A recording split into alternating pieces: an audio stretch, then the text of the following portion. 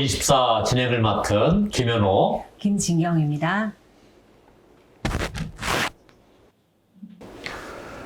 오늘 주요 뉴스부터 살펴보도록 하겠습니다. 첫 번째 뉴스는 동두천시 쓰레기 종량제 봉투의 용량이 다양화된다는 겁니다. 두 번째 소식은 동두천시가 깨끗한 쓰레기 처리 감시원을 운영한다는 소식이고요. 세 번째 뉴스는 동두천 어수정 청년 공간에서 매주 토요일마다 청년들 대상으로 하는 무료 강좌를 제공한다는 소식입니다. 네 번째 뉴스는 동천시가 공적 멘토링 참여자를 모집한다는 소식이고요. 다섯 번째 뉴스는 동천시 치매 안심센터에서 2021년 모두 올림 치매 환자 가족 비대면 서비스를 지원한다는 내용입니다. 오늘도 다양한 뉴스가 준비되었는데요. 그럼 뉴스를 시작해 보도록 하겠습니다. 동두천시는 소규모 세대 및 환경미화원 근무 여건 개선을 위해서 5리터 등 소용량의 쓰레기 종량제 봉투를 추가하는 등의 다양한 용량의 종량제 봉투를 운영한다고 밝혔습니다. 자세한 내용을 좀 알려주시겠습니까? 네, 시는 1인 가족 등 소규모 세대를 위해 쓰레기 종량제 봉투에 소용량 규격을 추가하고 환경미화원의 부상 방지를 위한 환경부의 쓰레기 수수료 종량제 시행 지침에 따라 기존 100리터 대용량 종량제 봉투를 75리터 봉투로 대체하는 등 쓰레기 수거 체계를 일부 변경하기로 하였습니다. 5리터의 소용량도 추가된다고 하고 지금 기존의 100리터 대용량은 없어지고 75리터로 대체된다고 말씀하셨는데 그런 변경된 쓰레기 종량제 봉투의 용량은 어떤 것들이 있게 되는 겁니까? 네, 이번 신규 제작으로 12일부터 판매되는 시 종량제 봉투는 일반용은 5리터, 10리터, 20리터, 50리터, 75리터 5가지와 재사용 봉투 10리터, 20리터 2가지, 불연성 폐기물 전용 포대 20리터, 50리터 2가지, 음식물 전용 종량제 봉투 1리터, 2리터, 3리터, 5리터, 10리터, 20리터 6가지로 기존 11종에서 15종이 있게 되는 겁니다. 네, 다양하게 변화되겠군요. 환경미화원들이 100리터 쓰레기 종량제 봉투를 옮길 때 제가 생각하기에도 너무 무거운 게 아닌가 했는데 75리터로 대체되어서 다행입니다. 또 이렇게 종량제 봉투가 그 용량이 다양화됐으니까 상황에 맞게 잘 선택해서 사용하면 좋겠네요. 다음 소식은 동두천시가 깨끗한 쓰레기 처리 감시원을 운영하여 시민들로부터 큰 호응을 얻고 있다는 소식입니다. 깨끗한 쓰레기 처리 감시원, 어떤 일을 하는 건가요? 네, 지난 2월부터 시작한 이번 사업은 공공 일자리 창출 및 깨끗한 환경을 위하여 환경부와 경기도로부터 보조금을 받아 시행한 사업으로 쓰레기 무단 투기 및 불법 소각 감시, 올바른 쓰레기 배출 방법 홍보 및 안내를 주요 업무로 합니다. 6명의 동천시 깨끗한 쓰레기 처리 감시원은 쓰레기 무단 투기 상습 지역을 중심으로 불법 투기된 봉투를 파봉하여 단속 증거를 확보하고 특히 2명은 음식물 전용 종량제 봉투 사용 홍보 및 안내에 중점을 두고 있으며 음식물 수거함을 직접 열어 이물질을 걷어내는 등 열의가 높다고 합니다. 네, 참 힘든 일인데 열의를 갖고 이렇게 한다니 참 감사하네요. 뉴스를 전하다 보니까 지난 북보소 24에서 우리 마을을 취재한 광암교 주변 쓰레기 불법 투기 문제가 생각이 납니다.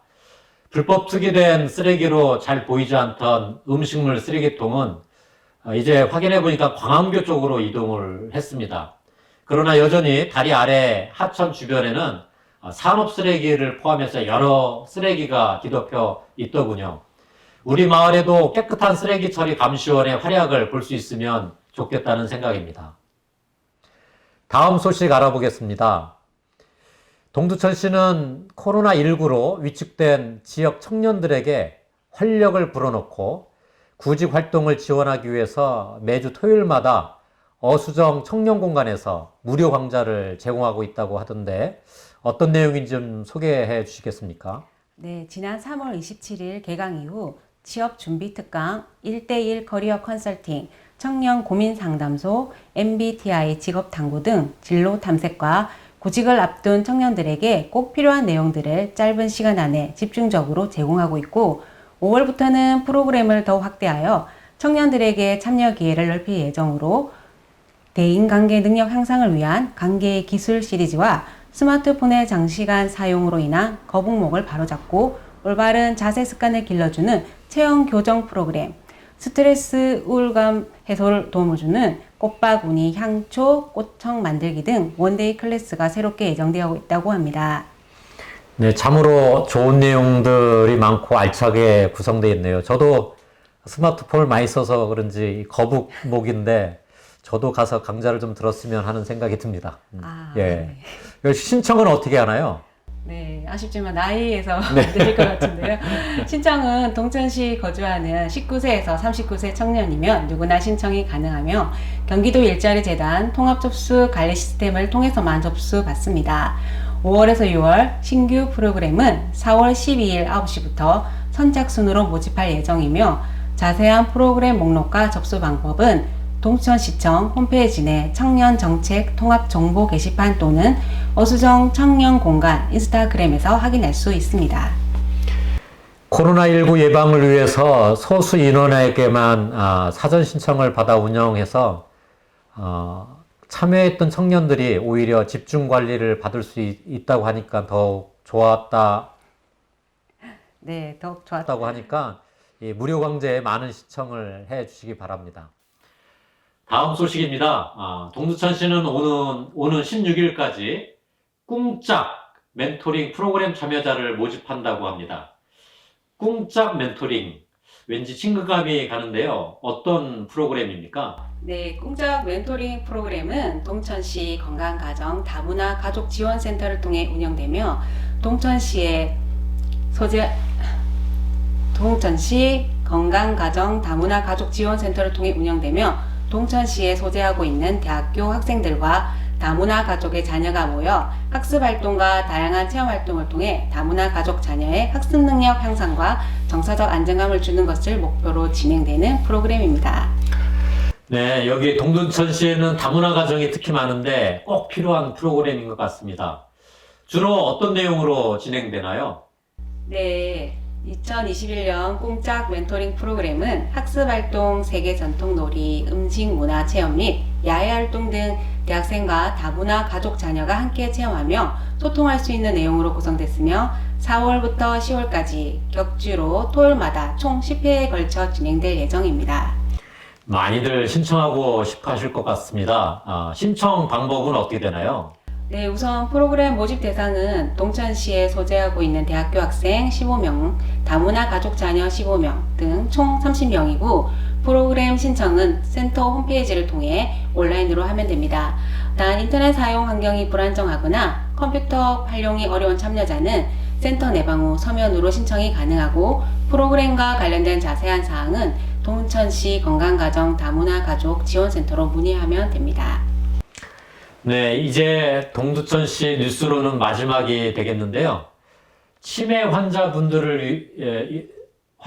인해서 가족분들이 많은 고통을 받고 있는 걸로 알고 있습니다.